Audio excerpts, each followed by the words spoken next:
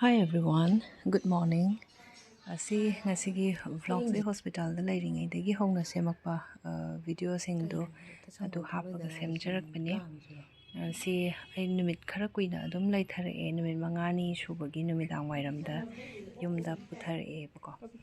Adu sina numit humni subagi numidangi chak chabaduni ay chicken soup kumba chabe yare mapang khara chabe yare mahi manai yam chasalo chaka chasalo hairamba numitugini tamona yumda chatlaga thongbirae aduga champut kumba kaigumba chaka chabe ya matamduna mamana inimbokna thonga kanduda tamona logba chatle adumain tawe adu inaunupi amane hojik laido mana senabibane angangse adu sigisina numit marini subagi lunch ki matamdune aigina chicken soup kitanga chakti yam chaba ngamde spoon khara dane aina hokpa adu yam hapchalae moina yam chawna adu moigi chana bani sina nga thongba ga ironba kai gase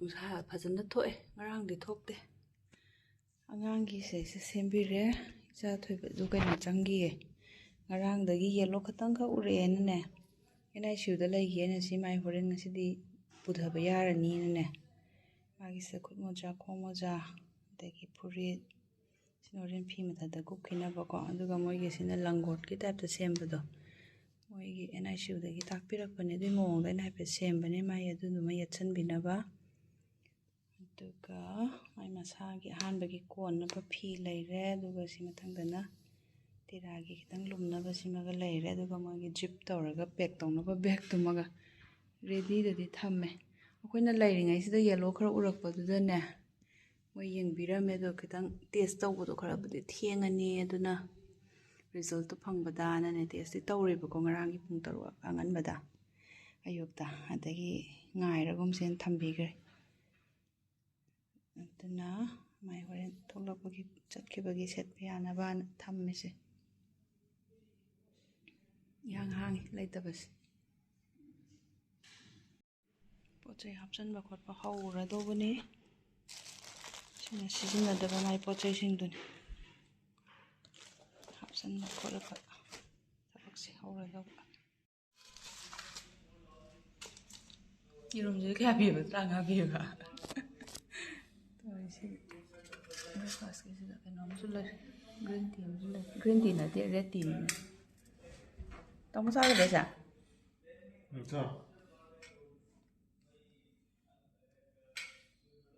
sweet potato jam phayami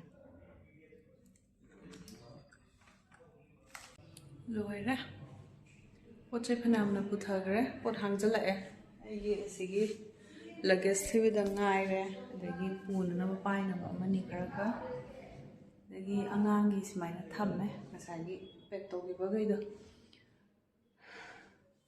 loisale hospital ki thabak wai sange jiyum chatlani khanbagi nungai fresh oiba amsu yaureba thumi kan sinjisu photo su yaw laibane masi gamda namde ngarang dum laigrane ne si parda je songlom hangdu songlom hangdu nga na jo mo chembi abungo di le hore si jaw baga sidang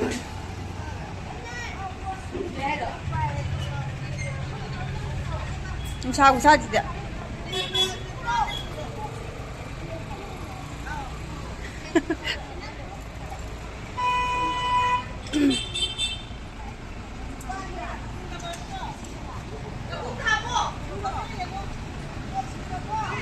du ja nda nakpana ai phone dorke bako phone dorke ba phala oba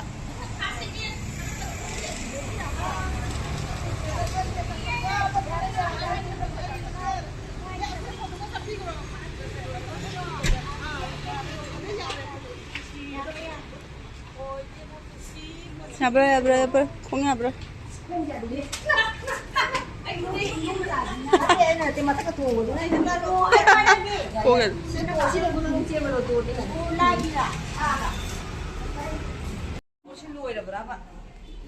loire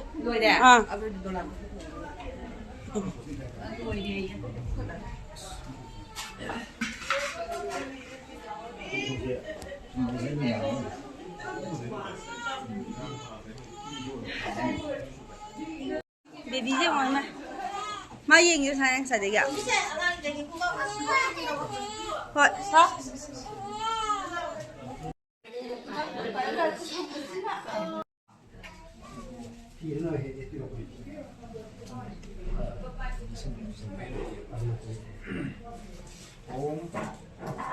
Om Rakso Hanang Balaga Hanang Vaisnavi Midan Hantam Balaga Kirami Yat Vedisto Jama Matyo Jakai Hantam Balaga Kirami Jama Nisa Khanedam Hantam Balaga Kirami Yat Nisama Jama Sabandu Jakai Hantam Kirami Nisa Khanot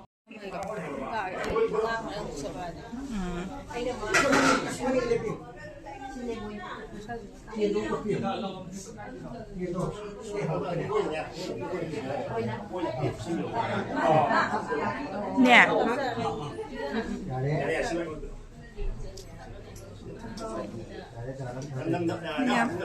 cái nó tao là này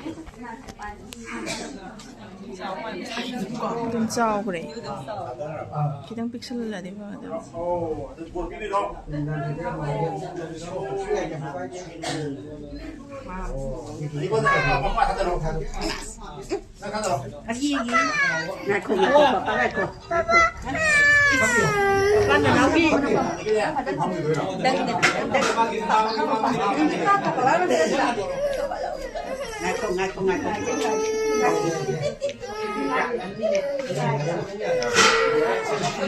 Ini ya?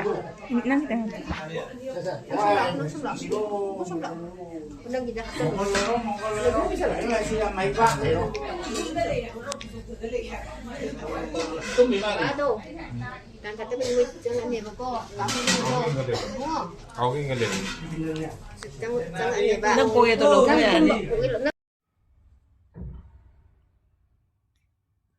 Breakfast tau si poha cha si sigi green tea si maga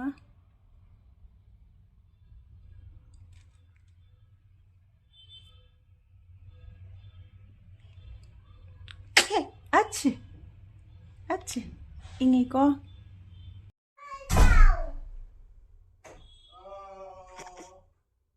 keno loina omjalaga thamase phajan ma saurame hojik ta tumin laigun nungairaba sa thebe nungairaba hitar ju sumain tha nagai thadabani hitar baby laibasida kidana na tariba asomda phone lakpaga ja sisina others Horlicks dun bread crab avocado siga tairaga charage breakfast ke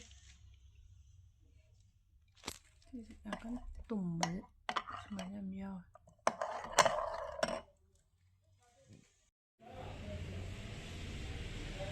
seng begini santiga haidokre laibaktaga namgre papaga chechega su asida haidokpa yaudoi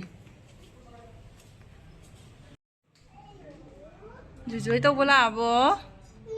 Dujoi tau bola abo?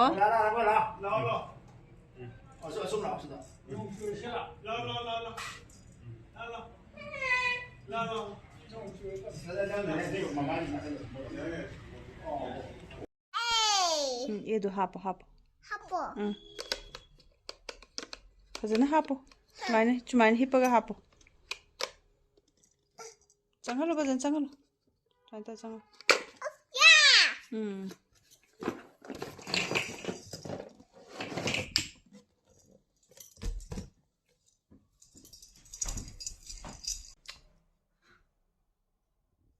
Hi 털. Hi.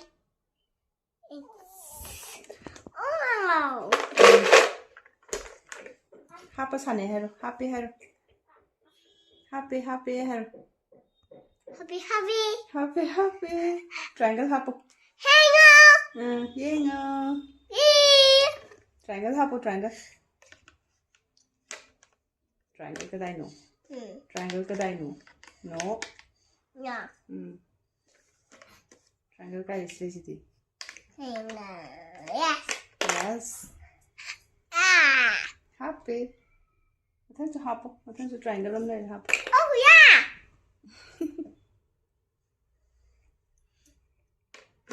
Oh yeah.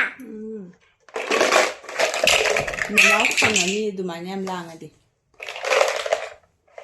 Amazu somda kana tummi. Kara de hogol pudi hore. Ma ila kanu mama ka ngam dini kaino ni. No. Ning thame anjo. Hore nung dang da di sit nan doi ni. Hojik phawri si nong pusala sina doi. Hi. Hi. Hi. I didn't that.